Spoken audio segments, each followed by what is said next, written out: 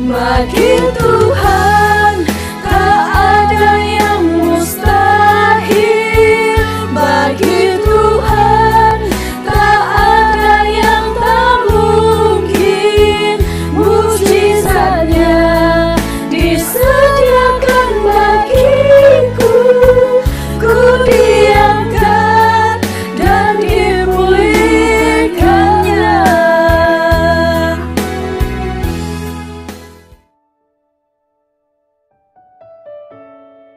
Shalom saudara, damai sejahtera dari Kristus untuk kita semua. Sungguh indah dapat bersama lagi dengan saudara dalam kebaktian online ini. Saya percaya saudara sudah mempersembahkan pujian dan penyembahan saudara yang sungguh-sungguh dan yang terbaik kepada Tuhan Yesus Kristus sebentar tadi. Hari ini saya teruskan subtema yang bertajuk Kemuliaan Kantung yang Baru untuk siri yang kedua. Sebab hari-hari ini ramai orang sudah menjadi suam-suam kuku secara rohani. Mereka tidak lagi berminat untuk mencari dan mementingkan kantung yang baru itu, yaitu hidup baru yang dianugerahkan Tuhan Yesus bagi mereka. Antara penyebabnya ialah karena mereka tidak tahu dan tidak melihat kemuliaan yang ada pada kantung yang baru itu, yaitu kemuliaan yang kuat, ajaib, dan berkuasa. Sebab itu, saya digerakkan untuk menyampaikan khotbah ini, agar dengan mendengarnya, maka ramai orang yang akan dapat melihat kemuliaan yang ada pada kantung yang baru itu. Dan bukan saja melihat, tetapi harapan saya, agar mereka mengerti, menerima, dan mengalami secara pribadi kemuliaan kantung yang baru itu. Jadi hari ini saya teruskan dengan 4 perkara yang hebat yang ada pada kantung yang baru itu untuk menyatakan keberadaan kemuliaannya kepada saudara. Pertama, kantung baru adalah rumah Roh Kudus. Saudara, dalam 1 Korintus pasal 6 ayat 19 mengatakan, atau tidak tahukah kamu bahwa tubuhmu adalah bait Roh Kudus yang diam di dalam kamu, Roh Kudus yang kamu perolehi dari Allah, dan bahwa kamu bukan milik kamu.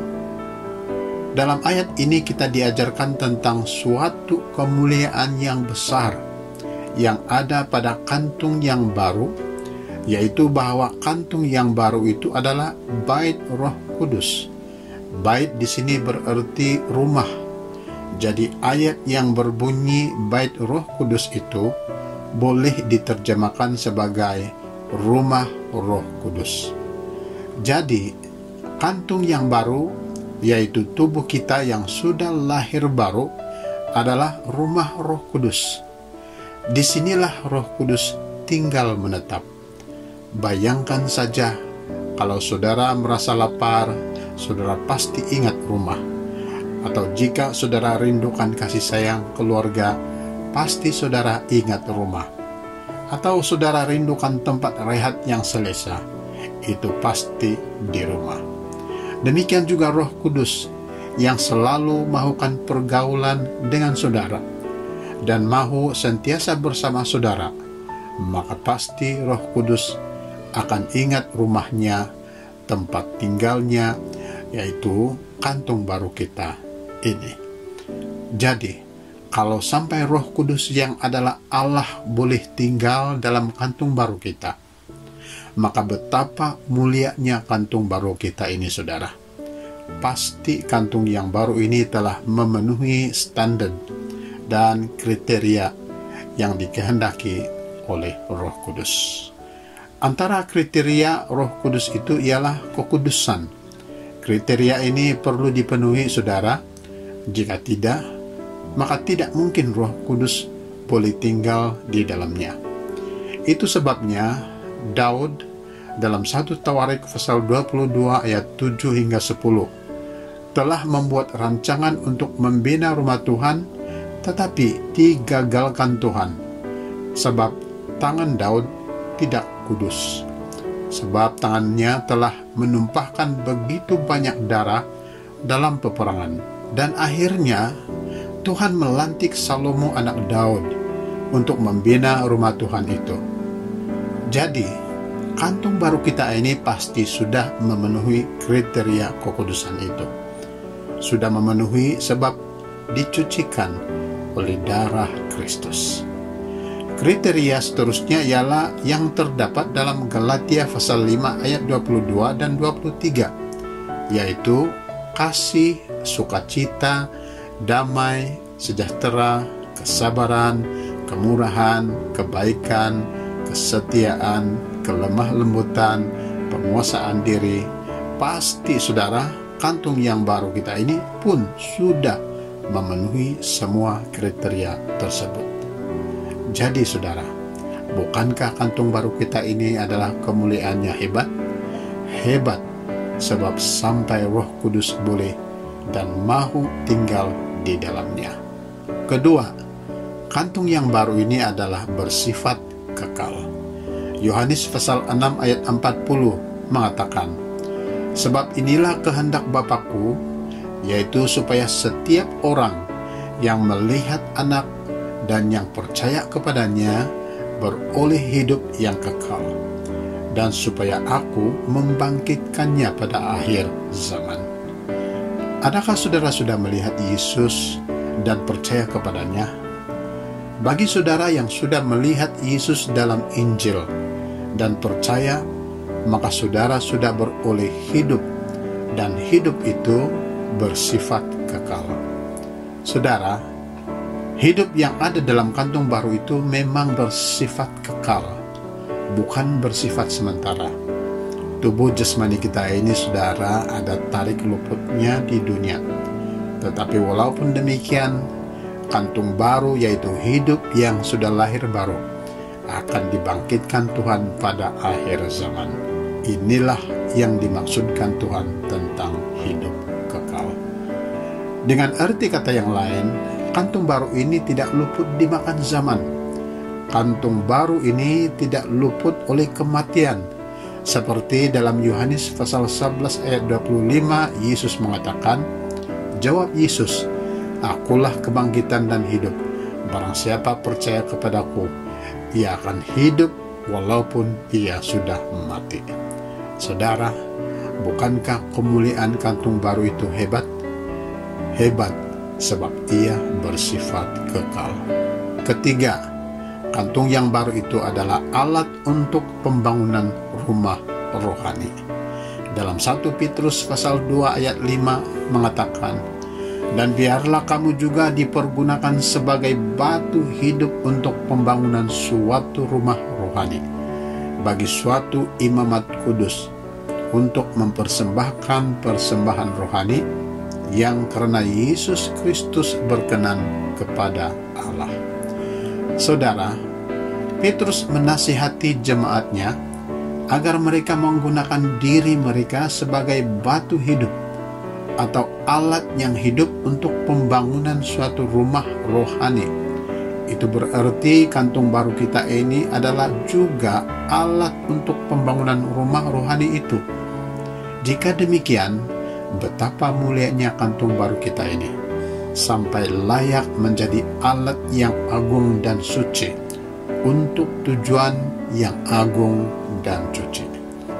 Rumah yang dibina itu bukan rumah sembarangan, saudara. Rumah itu adalah rumah rohani. Rumah rohani berarti rumah Tuhan. Kalau rumah Tuhan berarti itu adalah rumah mukjizat, rumah kehidupan. Bukankah itu mulia, saudara? Malah bukan itu saja, saudara. Sebagai alat kantung yang baru, kita ini mempunyai darjat dan kriteria yang agung. 1 Petrus pasal 2 ayat 9 mengatakan, tetapi kamulah bangsa yang terpilih, imamat yang rajani, bangsa yang kudus, umat kepunyaan Allah sendiri, supaya kamu memberitakan perbuatan-perbuatan yang besar dari Dia, yang telah memanggil kamu keluar dari kegelapan kepada terangnya yang ajaib. Berarti darjat atau kriteria pada kantung yang baru itu ada 4. Pertama, ia adalah bangsa pilihan. Ada banyak jenis orang dalam dunia ini, tetapi hanya kita saja, yaitu saudara dan saya, dipilih oleh Tuhan. Yang kedua, kantung yang baru itu adalah imamat yang rajani. Maksudnya ialah kita ini adalah keturunan raja, yaitu Raja Kristus. Ketiga, kantung yang baru itu, yaitu orang yang memiliki hidup yang baru, itu adalah bangsa yang kudus. Kita adalah orang-orang kudus, bukan karena usaha kita, tetapi karena pengudusan yang dilakukan Yesus Kristus terhadap kita. Yang keempat, kantung yang baru itu adalah umat kepunyaan Allah sendiri. Maksudnya, saudara dan saya yang sudah lahir baru, kita ini adalah umatnya Tuhan, miliknya Tuhan kita, Yesus Kristus. Semua darjat atau kriteria itu, saudara, diberikan Tuhan kepada kantung yang baru, yaitu hidup yang baru yang kita ada ini, supaya kita menjadi alat yang hidup baginya untuk memberitakan perbuatan-perbuatan Tuhan yang besar kepada dunia ini, supaya dunia kembali kepada Tuhan. Puji Tuhan, saudara. Bukankah itu luar biasa? Kemuliaan kantung yang baru, dahsyat dan luar biasa, sebab ia adalah alat yang hidup bagi Tuhan untuk pembangunan rumah rohani. Keempat, kantung yang baru adalah pemenang. Dalam Roma pasal 8 ayat 37 mengatakan, tetapi dalam semuanya itu kita lebih daripada orang-orang yang menang, oleh Dia yang telah mengasihi kita. Nah, saudara, orang-orang yang telah lahir baru, yaitu mereka yang sudah memiliki kantung baru, hidupnya akan menjadi seperti dalam ayat ini, yaitu mereka akan menjadi pribadi-pribadi yang luar biasa, di mana hidup mereka menjadi lebih dari pemenang. Tiada tantangan, tiada musuh, dan tiada masalah yang tidak dapat diatasi. Semuanya akan lenyap dirempuh, karena kantung baru adalah lebih dari pemenang. Bukan pemenang saja, tetapi lebih dari pemenang. Nah, mengapa kantung yang baru boleh menjadi lebih dari pemenang? Ada 2 perkara. Pertama ialah sebab ia boleh masuk ke area atau kawasan peperangan yang tidak kelihatan, yaitu di alam roh. Dalam Efesus pasal 6 ayat 12 mengatakan, karena perjuangan kita bukanlah melawan darah dan daging, tetapi melawan pemerintah-pemerintah, melawan penguasa-penguasa, melawan penghulu-penghulu dunia yang gelap ini, melawan roh-roh jahat di udara. Jadi, kemenangan kantung yang baru bukan kemenangan atas apa yang kelihatan sahaja, tetapi juga atas perkara-perkara yang tidak kelihatan, yaitu di alam roh. Ia suatu kemenangan yang dahsyat, saudara, sebab hal-hal yang kelihatan bersifat sementara, tetapi hal-hal yang tak kelihatan adalah kekal. Penyebab lain ialah karena area peperangan yang tak kelihatan ini memiliki nilai lebih dibandingkan area peperangan yang kelihatan. Kedua, sebab kantung yang baru boleh mengetahui rancangan iblis. Saudara, kantung yang baru, yaitu hidup kita yang baru, bukan saja pemenang, tetapi juga lebih dari pemenang, sebab ia boleh mengetahui segala rancangan iblis, sekaligus mematahkan rancangan iblis itu. Dalam peperangan, sekiranya mengetahui rancangan dan lokasi musuh, maka sudah pasti kemenangan akan dapat diraih. Sebagai contoh, dalam perjanjian lama, di mana Raja Aram mahu memerangi orang Israel, tetapi rancangan Raja Aram itu telah diketahui oleh Elisa, menyebabkan rancangan Raja Aram gagal, dan orang Israel telah menang di dalam peperangan itu. 2 Raja-Raja pasal 6 ayat 8 dan 9 mengatakan, Raja negeri Aram sedang berperang melawan Israel. Ia berunding dengan pegawai-pegawainya, lalu katanya, ke tempat ini dan itu haruslah kamu turun menghadang. Tetapi abdi Allah menyuruh orang kepada Raja Israel mengatakan, awas, jangan lewat dari tempat itu, sebab orang Aram sudah turun menghadang ke sana. Saudara, bukankah itu hebat? Kantung yang baru kita itu ada kemuliaan yang hebat, sebab ia adalah lebih dari pemenang. Kita sudah belajar hari ini tentang kehebatan kemuliaan yang ada pada kantung yang baru. Kemuliaannya hebat, sebab kantung yang baru adalah rumah Roh Kudus, rumah Allah kita. Kemuliaannya hebat, sebab kantung yang baru itu bersifat kekal. Kemuliaannya hebat, sebab ia adalah pembangunan rumah rohani yang hidup, dan kemuliaannya dahsyat, sebab kantung yang baru adalah lebih dari pemenang. Saudara, bukankah itu luar biasa? Kemuliaan yang ada pada kantung yang baru memang hebat dan luar biasa. Karena itu, bagi mereka yang sudah memiliki kantung yang baru, tetaplah tinggal di dalamnya. Jangan tinggalkan atau abaikan kantung baru Anda, sebab kantung yang baru mempunyai kemuliaan yang dahsyat untuk Anda.